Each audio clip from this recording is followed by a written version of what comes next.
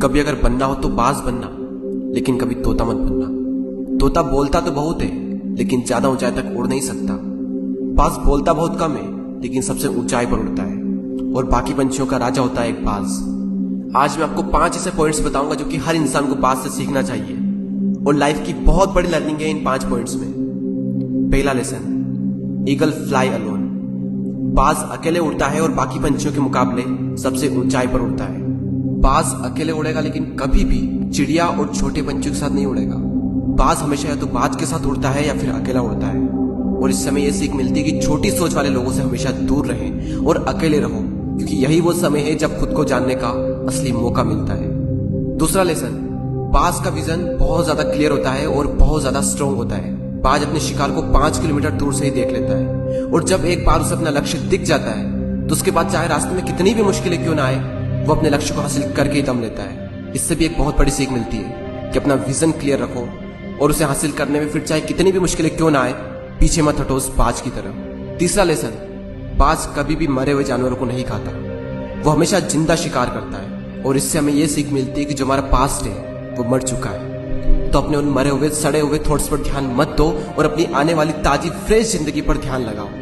अपने पास्ट की पुरानी यादें जो तुम्हें तंग करती है उन्हें वही रहने दो जहां पर उसकी जगह है, और तुम्हारे पास्ट की जगह है तुम्हारे पास्ट में, उसे वर्तमान में जगह मत दो।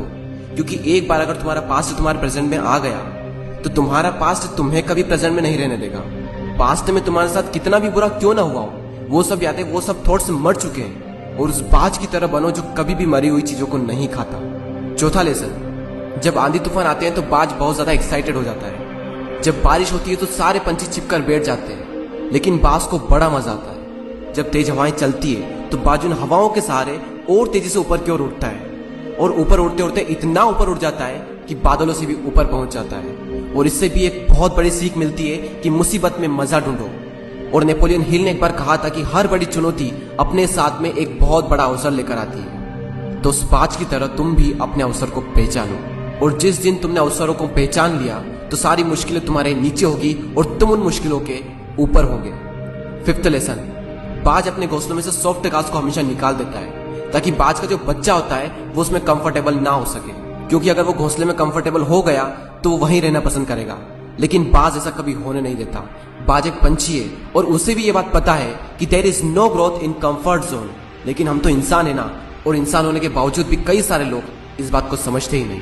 आप जितना ज्यादा कंफर्ट जोन में रहोगे, आपकी लाइफ आने वाले टाइम में उतनी ही ज्यादा अनकंफर्टेबल हो जाएगी।